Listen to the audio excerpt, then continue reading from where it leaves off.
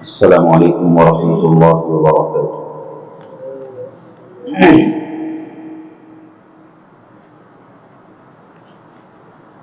الحمد للہ کفی والسلام علی عبادہ الذین اصطفی، اما بعد، اعوذ باللہ من الشیطان الرجیم، بسم اللہ الرحمن الرحیم۔ یا ایہا الذین آمنوا قوا انفسکم واہلیکم نارا، صدق اللہ العظیم۔ وقال النبی صلی اللہ علیہ وسلم: مروا اولادکم بالصلاة وهم ابناء 7 او كما قال علیہ السلام۔ اللهم صل على سيدنا محمد وعلى آل سيدنا محمد وبارك وسلم۔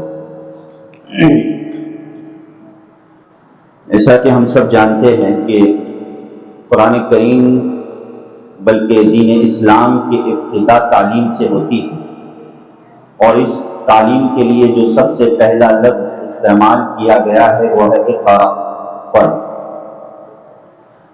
اور اکثر تو ہم لفظ اقرا پر بہت زور دیتے ہیں کہ اسلام کی ابتدائی تعلیم سے ہوئی، اور اس کے لیے ہم اس آیت کو پڑھتے ہیں، مگر بہت کم لوگ ہوتے ہیں جو اس آیت کے اگلے لفظ پر توجہ دلاتے ہیں۔ اللہ تعالیٰ نے ذکر فرمایا کہ اقرا، پڑھ، مگر کیسے پڑھ؟ تربیت اور سلیقے سے پڑھ۔ بسم ربک الذی خلق، اس رب کے نام سے پڑھ جس نے پیدا کیا۔ تو اس ایک آیت میں اللہ پاک نے تعلیم کا بھی تذکرہ فرمایا اور ساتھ ہی ساتھ تربیت کا بھی تذکرہ فرمایا کہ اگر تیرا پڑھنا انانیت، تیرا پڑھنا شیطانیت پر ہو تو اس پڑھنے کا کوئی فائدہ نہیں۔ تجھے تربیت کے دائرے میں پڑھنا، تجھے ادب و اخلاق کے ماحول میں پڑھنا، تب تیرا پڑھنا یہ نفع بخش ہو سکتا ہے۔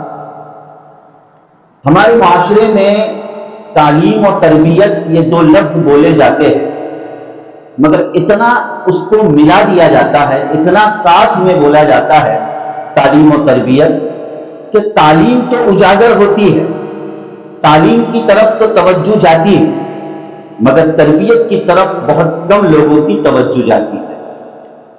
بس سمجھ میں آئے؟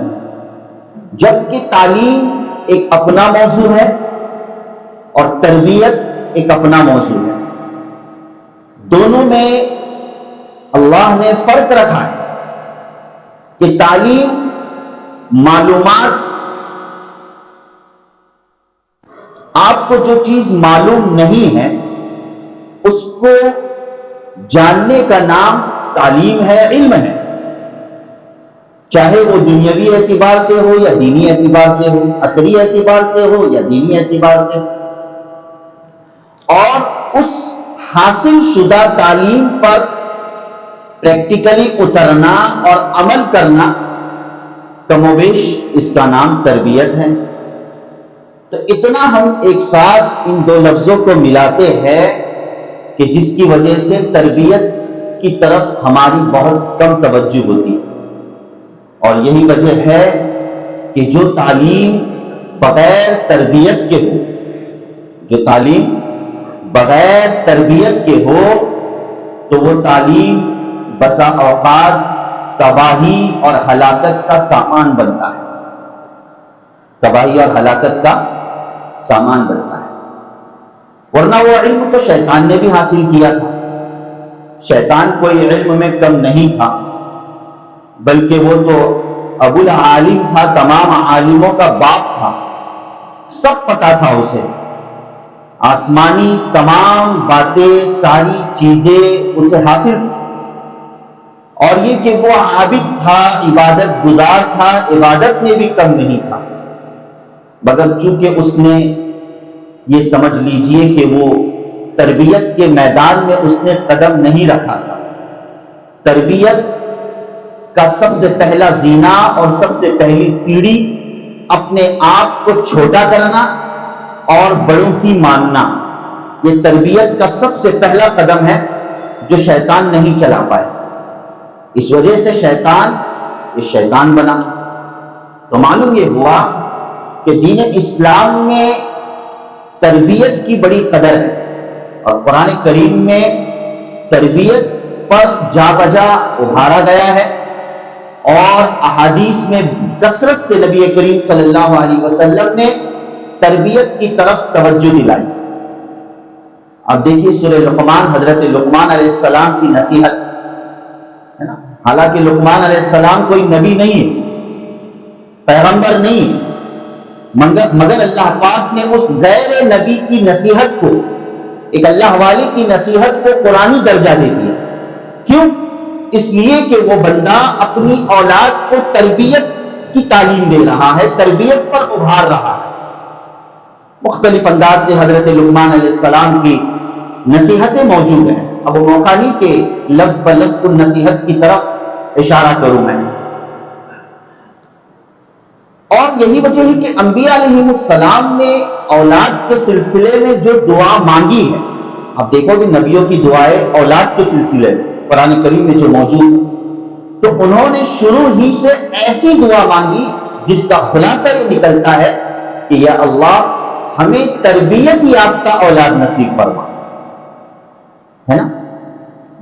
کبھی تو کوئی نبی یہ کہہ رہا ہے کہ قرۃ اعین، آنکھوں کی ٹھنڈک والی اولاد نصیب فرما.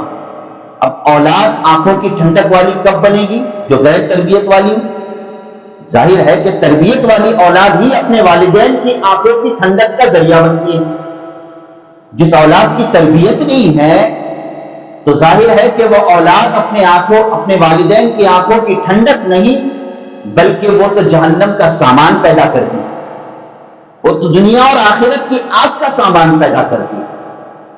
اس لیے قرآن کریم نے جہاں اولاد کو نعمت اور اولاد کو زینت کہا ہے، کبھی تو کہا المال والبنون زینت الحیات الدنیا، کہ مال اور اولاد یہ دنیا کی زندگی کی زینت ہے جو اللہ نے ہمیں عطا فرمانی ہے نا.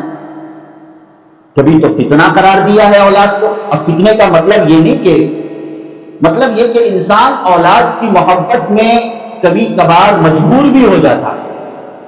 اس لیے کہا کہ اولاد تمہارے لیے کیا ہے؟ انما اموالکم و اولادکم فتنہ. اموال اور اولاد تمہارے لیے فتنہ ہے. ایک دفعہ اللہ کے رسول صلی اللہ علیہ وسلم خطبہ دے رہے تھے تو دیکھا حضرت حسن اور حسین رضی اللہ عنہما، چھوٹے معصوم بچے، خوبصورت کپڑا پہن کر آ رہے تھے مسجد میں. چھوٹے بچے تھے.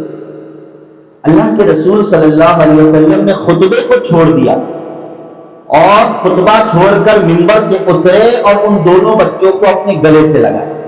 سبحان اللہ. اور کہا کہ صدق اللہ و رسول، اللہ اور اس کے رسول نے سچ کہا کہ انما اموالکم و اولادکم فتنہ، کہ اموال اور اولاد کیا ہے؟ فتنہ. یہی وجہ ہے کہ میں نے خطبے کو چھوڑ کر میں صبر نہ کر سکا، یہ حدیث کے الفاظ ہے، میں صبر نہ کر سکا، میں ٹھہر نہ سکا خطبہ پورے ہونے تک. میری محبت جوش مار گئی اور میں نے اپنے لال اور لخت جگر کو اپنے سینے سے لگا لیا. تو قرآن کریم نے اولاد کو کبھی تو زینت قرار دیا ہے اور کبھی تو عجیب تعبیر قرآن نے اختیار فرمایا. اور کیا فرمایا؟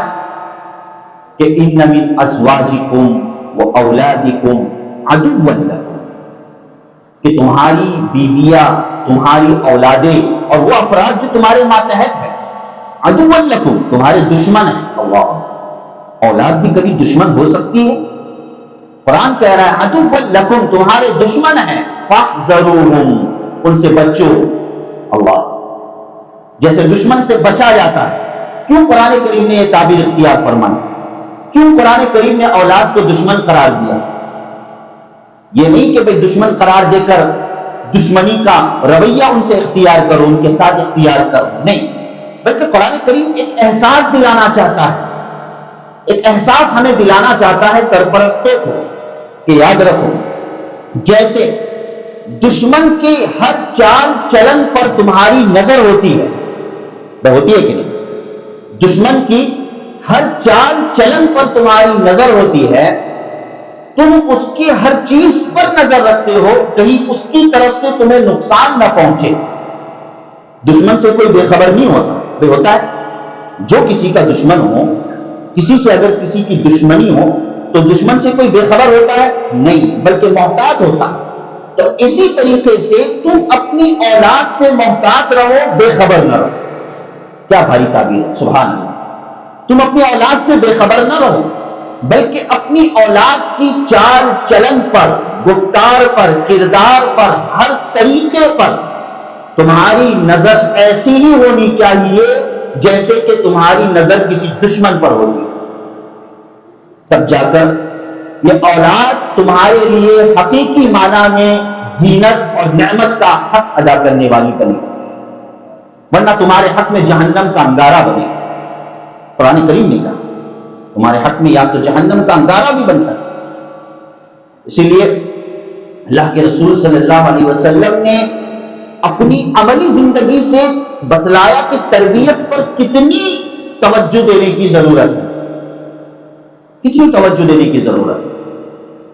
ہاں, آج والدین کا, سرپرستوں کا اپنی اولاد کی غلطیوں کو نہ ماننا, اپنی اولاد کی غلطیوں پر یقین نہ کرنا, یہی سب سے بڑی اولاد کی ہلاکت کا ذریعہ اور سبب. یاد رکھیے گا, معاف کیجیے گا میری بات ذرا کڑوی لگتی ہے.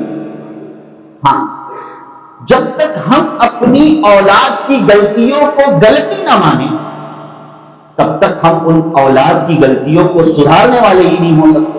کہ میرا بچہ نہیں کر سکتا, میرا بچہ یہ نہیں کرے گا. یہ خوش فہمی 99% تباہی و بربادی کا ذریعہ بنتی ہے. یہ خوش فہمی 99% تباہی و بربادی کا ذریعہ بنتی ہے. تو تربیت کا سب سے پہلا طریقہ کار اور اصول اور اسلوب یہ ہے کہ ہم اپنی اولاد کی غلطیوں کو تسلیم کرنے والے ہیں. غلطیوں کو تسلیم کرنے. اگر ایک خبر ہمیں اس طرح پہنچ جائے, بھائی فلانے نے 5-6 بچوں نے یہ کام کیا, اس میں تمہارا بچہ بھی تھا, اگر کوئی خبر دے تو ہم یہ کہیں ہو سکتا ہے میرے بچے نے کیا ہوگا, میرے بچے نے نہیں کیا ہوگا. بھلے آپ کے بچے نے نہیں کیا, لیکن آپ یہ تصور رکھے ہو سکتا ہے میرے بچے نے کیا ہوگا, وہی اس کی اصلاح اور تربیت کا ذریعہ اور سبب بن جائے. آپ اسے سمجھائیں, اسے تلقین کریں, اسے نصیحت کریں, یہ ضروری ہے.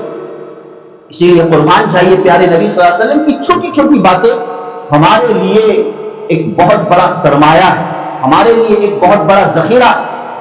نبی کریم صلی اللہ علیہ وسلم کا فرمان مبارک جو بارہا ہم سنتے رہتے ہیں کہ اپنے بچوں کو مروا اولادکم بالصلاۃ وهم ابناء 7, جب بچے 7 سال کی عمر میں پہنچ جائے تو انہیں نماز پڑھنے کا حکم دو.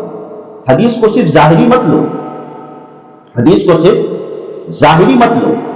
جہاں تک تعلیم کی بات ہے, امام بخاری رحمۃ اللہ علیہ نے باب باندھا ہے کہ بچوں کی تعلیم کب سے شروع کرنی چاہیے. کہا کہ 5 سال کی عمر سے. کتنے سال کی عمر سے؟ امام بخاری نے مستقل باب باندھ کر حدیث پیش فرمائی, 5 سال کی عمر سے تعلیم شروع کرنی چاہیے. اور دین کے جو احکامات ہیں تو احکامات انہیں کب سے سکھلاؤ؟ 7 سال کی عمر سے. مروا اولادکم بالصلاۃ وهم ابناء 7, جب اولاد 7 سال کی ہو جائے تو اب انہیں احکام شریعت بتلاؤ. بھائی دیکھو یہ نماز فرض ہے, روزہ فرض ہے, ہاں, اور فلانا کام نہیں کرنا یہ بھی بتلانا, کرنے کے کام بھی بتلانے ہیں اور نہ کرنے کے کام بھی بتلانے ہیں. بھائی یہ کام نہیں کرنا, اللہ ناراض ہوتے ہیں, رسول ناراض ہوتا ہے, یہ حرام ہے, شریعت میں ناجائز ہے, غلط ہے, یہ بتلانا پڑے گا. اور پھر شریعت نے اور تربیت کی طرف توجہ دلاتے ہوئے بتلایا کہ جب 10 سال کی عمر میں ہو جائے بچے اور نماز نہ پڑھے تو انہیں مارو, انہیں ڈانٹ بھی پڑے گا. صرف نماز کے تعلق سے ڈانٹ ڈپٹ کر نہیں, اب وہ اس عمر کو پہنچ چکا ہے کہ اب تمہیں محتاط رہنا. اب یہ کہ انہیں اچھائیاں بتلاؤ, اور اگر کوئی برائی کر رہا ہے تو ڈانٹ ڈپٹ کرنا شروع کرو. یہ مرحلہ شروع ہو جانا چاہیے. ہاں, اولاد کو غلطی پر ٹوکنا، اولاد کو غلطی پر روکنا، یہ اسوہ نبوی ہے، یہ نبوی طریقہ ہے، یہ اسلامی طریقہ ہے۔ اور ابھی کتابوں میں واقعہ لکھا ہوا ہے، آپ نے شاید پڑھا بھی سنا بھی ہوگا بیانات یا خطابات میں، ایک شخص کو پھانسی کی سزا کا حکم ہوتا ہے، چونکہ اس کے گناہ اور جرائم بہت بڑھ چکے تھے، چوری، ڈکیتی، رہزنی اور نہ جانے کتنا کچھ اس نے گناہ کر دیا تھا، قتل، غارت گیری، ساری چیزیں گناہوں کا انبار تھا۔ اب قاضی وقت، حاکم وقت فیصلہ دیتا ہے کہ اسے ختم کر دیا جائے، پھانسی کی سزا دی جائے۔ اس نے اپنی آخری تمنا ظاہر کی کہ میں اپنی والدہ سے ملنا چاہتا ہوں، اور والدہ سے میں بغلگیر ہونا چاہتا ہوں، گلے ملنا چاہتا ہوں۔ کہا کہ بیٹا ہے، ماں کی محبت یاد آئی ہوگی تو بہت اچھی چیز ہے، اس کی اس خواہش کو پورا کرنے کا حکم دیا گیا، ماں کو لایا گیا۔ اس نے جب ماں کے وہ قریب گیا بیٹا، تو اس نے ماں سے کہا کہ امی میں چاہتا ہوں کہ میں تمہاری زبان کو چوموں۔ سنیے الفاظ، میں چاہتا ہوں کہ میں تمہاری زبان کو چوموں، اپنی زبان باہر نکالو۔ جیسے ہی ماں نے زبان باہر نکالی، اس بچے نے دانتوں سے اپنی ماں کی زبان کو کاٹ دیا۔ کہا کہ آج پھانسی تک پہنچنے کا ذریعہ یہ زبان بنی، اگر تو یہ زبان چلاتی، مجھے بتلاتی کہ بیٹا یہ غلط ہے مت جا، مجھے گالیاں دیتی، امی آج میں اس درجے تک نہیں پہنچتا۔ تیری خاموشی مجھے آج موت کے گھاٹ اتارنے پر تلی ہوئی۔ بہت صحیح بات، کتابوں میں یہ واقعہ، عربی کتابوں میں یہ واقعہ لکھا ہوا، اتنی بڑی بات ہے کہ والدین کی خاموشی اور والدین کا نہ تڑپنا، جیسے آپ محبت کے لیے تڑپتے ہیں اولاد کی، اولاد کے گندے غلط کاموں میں بھی تڑپنا یہ فریضہ دین ہے، یہ فریضہ دین ہے، ضرورت ہے۔ اور یاد رکھیے، پچھلے زمانے کی تربیت اور اس زمانے کی تربیت میں فرق ہے۔ پچھلے زمانے کی ہمارے بڑے بزرگوں نے جو تربیت کی سراخوں پر، اس سے انکار نہیں کیا جا سکتا، اللہ جزائے خیر دے ہمارے بزرگوں کو۔ لیکن چونکہ پچھلے زمانے میں فحاشیات نہیں تھی، پچھلے زمانے میں ٹیکنالوجی کا زمانہ نہیں تھا، پچھلا زمانہ دجالی اتنا زمانہ نہیں تھا، دن جیسے جیسے آگے بڑھتا جائے گا دجالیت اتنی اترتی چلی جائے گی۔ تو پچھلے زمانے میں ہمارے بزرگ کا سایہ ہمارے سروں پر تھا، ماحول کنٹرول میں تھا، باہر کا ماحول بھی اچھا تھا، گھر کا ماحول بھی اچھا تھا، اس ماحول میں تربیت کرنا بہت آسان تھا۔ میں تو کہتا ہوں اس ماحول میں تربیت کرنا بہت آسان تھا، مگر آج کے ماحول میں والدین کے لیے، سرپرستوں کے لیے تربیت کرنا وقت کا بہت بڑا چیلنج ہے، وقت کا بہت بڑا چیلنج ہے۔ ہم صرف یہ سمجھیں کہ بھائی دو چند باتیں نصیحت خالی بچوں کو کر لی کافی ہے، نہیں، نعوذ باللہ من ذالک، غلط بات۔ اب ہمیں بچے کی ہر چال چلن پر نظر رکھنی چاہیے، اور بالخصوص یہ دجالی جو زمانہ ہے اور فتنہ دجال کا ایک ایجنٹ ہمارے جو ہمیشہ ساتھ میں رہتا ہے وہ یہ موبائل ہے، یہ دجالی فتنہ ہے۔ اس دجالی فتنے سے ہمیں اپنے اولاد کو بچانا ہوگا، بچانا۔ ہم اپنے اولاد کے موبائل کو، ان کے موبائل میں استعمال کیے جانے والی ہر چیزوں کو چیک کریں، ہماری ذمہ داری ہے۔ ہر رات سوتے وقت اپنے اولاد کے موبائل کو دیکھو، چاہے لڑکا ہو چاہے لڑکی ہو، بھائی دکھا بھائی تیرا موبائل، کس کس کو آج تو نے دن بھر فون کیا، تیرے فون ریکارڈ میں کس کس کے نمبرات ہے، یہ کس کا نمبر ہے، یہ نمبر رکھنے کی کیا ضرورت ہے۔ یہ کوئی غلط چیز نہیں ہے، آپ اسے آنکھ سے بچا رہے ہو۔ ہاں بھائی تیرا فیس بک پر کیا کام ہے، انسٹاگرام پر کیا کام ہے، تیرا واٹس ایپ کیسا چل رہا ہے، اور نہ جانے جو چیزیں ہیں ہر اعتبار سے چیک کریں، جس کی وجہ سے ہم اپنے بچوں کی، اپنے نسلوں کی حفاظت کر سکیں۔ کسی جگہ پر میں نے وہ بات سنی تھی، مجھے یاد نہیں آ رہی کہ اس محفل میں یا صرف ایک تذکرے میں نے بات سنی، یورپ کا واقعہ ہے، باہر گاؤں کا، جہاں ظاہر بات ہے ہم سمجھتے ہیں بھائی یورپ وہاں تو بس فحاشیت ہی فحاشیت ہے، نہیں، دل میں جب حیا ہو نا تو چاہے فحاشیت کا کیوں نہیں ماحول ہو اس کا کوئی اثر نہیں پڑے گا انشاءاللہ۔ میں نے کسی جگہ پر یہ بات سنی تھی 10 چند لوگوں کے درمیان میٹنگ میں یا کسی اور جگہ پر، بہت اچھی لگی کہ یورپ میں ایک باپ، اس کے ایجوکیشن والے اور ایجوکیٹڈ بچے ہیں، کوئی انجینئر ہے، کوئی ڈاکٹر، نہ جانے کیا کیا بڑی بڑی پوسٹ پر وہ بچے ہیں، لیکن جب رات میں سب گھر میں آ جاتے ہیں نا تو باپ کیا کرتا ہے، سبوں کے موبائل کو جمع کرتا ہے، سبوں کے موبائل کو کیا کرتا ہے، جمع کرتا ہے، لاؤ بھائی موبائل لاؤ، جیسے جماعت میں ماشاءاللہ امیر صاحب کے پاس سارے موبائل کیا ہو جاتے ہیں، جمع ہو جاتے ہیں، بھائی لاؤ موبائل، چونکہ رات ہی کا وقت ہوتا ہے، گھنٹہ 2 گھنٹہ بڑا خطرناک ہوتا ہے، سونے سے پہلے کا جو گھنٹہ 2 گھنٹہ ہوتا ہے بڑا خطرناک ہوتا ہے، شیطان بازو میں آ کے سو جاتا ہے۔ اب کیا ہے، وہ سارے موبائل کو جمع کرتے ہیں، سوئچ آف کر دیتے ہیں، کچھ فکر نہیں، میٹھی نیند سو جاؤ، صبح اٹھ کر سب کو اپنا اپنا موبائل مل جائے۔ یورپ جیسی جگہ پر اس طرح عمل ہو رہا ہے، سوچنے کی بات۔ میں نے سنا تھا، کیا مجھے یاد نہیں آ رہا ہے، مجھ سے کسی نے تذکرہ کیا، کتنی بڑی بات، ہم اپنے بچوں کے موبائل کو چیک کرتے ہیں۔ دیکھیے موبائل ہی کا تو نتیجہ تھا جس سے پورے شہر کا امن اور سکون غارت ہو گیا، بہے کے لیے۔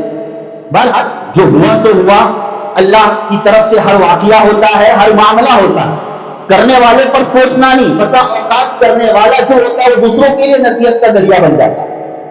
ہم کسی کو کوسے نہیں، ہمارے لیے نصیحت کا ذریعہ اور سبب ہے کہ ایک چھوٹی سی چیز نے اور چھوٹی سی چوک نے آج معاملہ کتنا برباد کر دیا تھا، اور نہ جانے کہاں تک معاملہ پہنچ جاتا۔ اللہ ہمارے اس شہر علاقے ہر اعتبار سے امن امان کو قائم فرمائے۔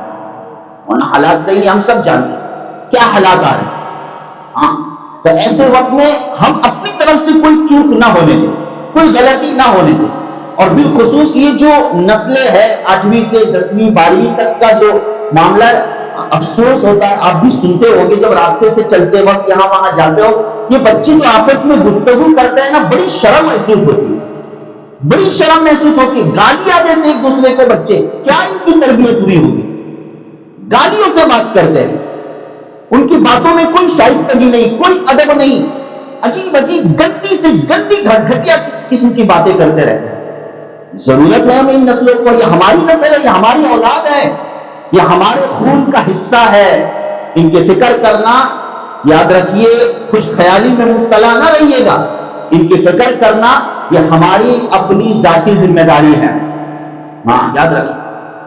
اور جہاں تک جو معاملہ اور جو حالات چل رہے، اللہ حفاظت فرمائے، میں طرف نہیں جاتا، بس آخری بات کہہ کر بات ختم کرتا ہوں۔ ہمیں جیسے گزشتہ ہفتے بھی میں نے اسی موضوع پر بات کی تھی، ہمیں ضرورت ہی نہیں ہے کسی معبودان باطلہ کی ہجو اور نقصان کو پیش کرنا۔ اللہ نے ہمیں جو دین دیا ہے، اللہ ہمارا معبود ہے، ہمیں کافی ہے۔ الیس اللہ بکاف عبدہ۔ اب اسلام یہ نہیں ہے کہ آپ کسی دھرم کے پیشوا اور ان کے بڑے کو آپ برا کہیں آپ کو ثواب ملے، یہ قرآن کہہ رہا ہے، 7ویں پارے کا آخری صفحہ کہہ رہا ہے، وَلَا تَسُبُّوا الَّذِينَ يَدْعُونَ مِن دُونِ اللَّهِ فَيَسُبُّوا اللَّهَ عَدْوًا بِغَيْرِ عِلْمٍ، کہ تم کسی معبودان باطلہ کو برا بھلا مت کہو۔ قرآن کہہ رہا ہے معبودان باطلہ کو برا مت کہو، نہ کہو، کیوں؟ تمہارا معبودان باطلہ کو برا کہنا یہ اللہ کو برا کہنے کا سبب اور ذریعہ بن جائے گا، اور اس کو ذمہ دار تم رہو۔ نبی کریم صلی اللہ علیہ وسلم کا فرمان، ملعون، ملعون ہے وہ شخص جو دوسرے کے ماں باپ کو گالی دے۔ صحابہ نے پوچھا، نہیں، ملعون ہے وہ شخص جو خود کے ماں باپ کو گالی دے، حدیث کے الفاظ، ملعون ہے وہ شخص جو خود کے ماں باپ کو گالی دے۔ صحابہ حیران کہ دوسروں کے ماں باپ کو گالی دینا یہ تو بات سمجھ میں آتی ہے، خود کے ماں باپ کو گالی دینا یہ کیسے ممکن ہو سکتا ہے؟ نبی کریم صلی اللہ علیہ وسلم نے وضاحت کرتے ہوئے فرمایا، اگر تم دوسروں کے ماں باپ کو گالی دو گے تو وہ تمہارے ماں باپ کو گالی دے گا، تو جس کا ذریعہ سبب تم بن جاؤ اپنے ماں باپ کو گالی دینے کا۔ کتنی بڑی بات اللہ کے رسول صلی اللہ علیہ وسلم نے ذکر فرمائی، ایک مثال کے ذریعے سے میں نے واضح کیا۔ بہرحال ضرورت ہے کہ ہم اپنے بچوں کو سلیقہ مندی سکھائے، تربیت سکھائے، اور مسجد میں آنے کا ایک طریقہ بتلائے، مسجد میں بھی ہماری اولادیں آتی ہے، اللہ کا گھر ہے، کہ کس طریقے سے ہماری اولادیں مسجد میں آئے. روکنا نہیں ہے بچوں کو، لیکن بچوں کو آنے کا طریقہ بھی بتلانا ہے، سکھلانا ہے کہ بھائی آئے کیسے آئے اور کیسے جائے. اس کا خاص ہمارے بچے خیال رکھے، اور خصوصیت کے ساتھ اس کو بطور اعلان سمجھ لیا جاوے کہ ذمہ داران مسجد کی طرف سے بھی یہ اعلان کرنے کو کہا گیا. خدا را دیکھیے، ہم نے ہی اپنے عبادت خانوں کا احترام نہیں کیا ہے. حال یہ ہوتا ہے کہ مسجد کے باہر نکڑ پر اور باہر کے بالکل دروازے کے پاس یہاں وہاں کھڑے رہ کر لب کشائی اور بات چیت کرتے رہتے ہیں. بھائی جہاں مسجد ہے تو چند حصے تک مسجد کا اثر باہر بھی رہنا چاہیے، یہ اللہ کا گھر ہے. اس لیے کوئی بھی کسی بھی قسم کی نماز ہو، 5 وقتہ نمازوں میں تمام بچوں سے گزارش ہے خدا را اس طریقے سے جمگٹا نہ کرے. حالات بھی صحیح نہیں چل رہے، ہم اپنے اپنے کام کریں، عبادت کریں، اللہ سے مانگے اور اپنے اپنے کاموں میں لگ جائے. اس طرح لشکر بندی جمع کر کھڑا کرنا اور رہنا اور بات چیت گپ شپ کرنا یہ مسجد کے احترام کے خلاف ہے. اس پر اللہ تعالی ہم تمام کو سمجھ نصیب فرمائے. آمین یا رب العالمین. وآخر دعوانا الحمدللہ.